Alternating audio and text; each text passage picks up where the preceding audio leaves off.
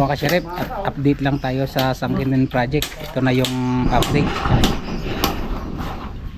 Bali tapos na namin nabuhusan yung mga roof beam. Yan, paikot na yan. Bali doon na lang sa harap yung natitira, yung concrete gutter. Saka doon sa roof beam ng garahe. Bali pinoporma nila, bali buhusan namin yan ngayon. Kaya tapos nag-aasintada na rin kami dito sa mga kwarto. Let's get it down. Yan si Jake. Shout out Jake. Yan.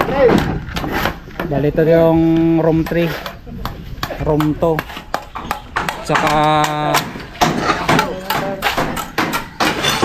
room 1. Ito yung common CR. Ito yung CR ng master. Bali ito mga kasiret ito yung master bedroom. Okay, let's go. Super madali siya nasirapin sa kasi paring wheel.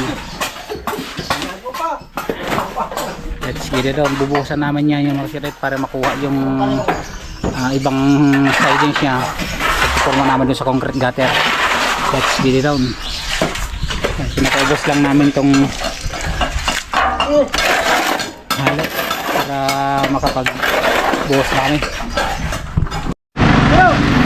Kaya mga kasiret, dali binuhusan na namin tong biga na to, tong parts na to. Yan.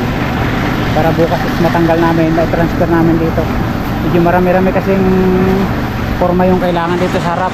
Hindi na tayo bibili kasi patapos na rin, sayang din. Yung mga Team Makoy.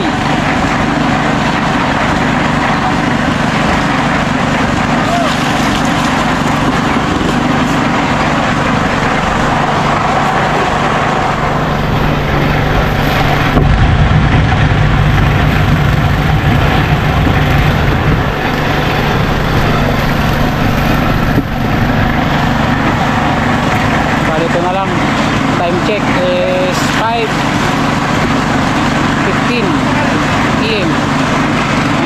Mag-OT na lang kami mga kasirit para matapos lang to, para bukas is pwede na namin kunin yung sidings magamit dito sa ating concrete gutter. Okay, let's get it on.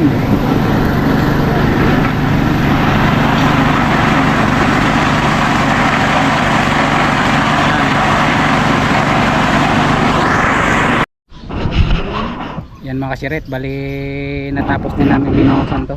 Simula kami ng alas 4. Yan, yung din na yan hanggang doon para matanggal bukas may transfer. Yan, hanggang yan na lang yung vlog natin. Mako TV nagsabing never say goodbye because tomorrow is another vlog. Bye bye.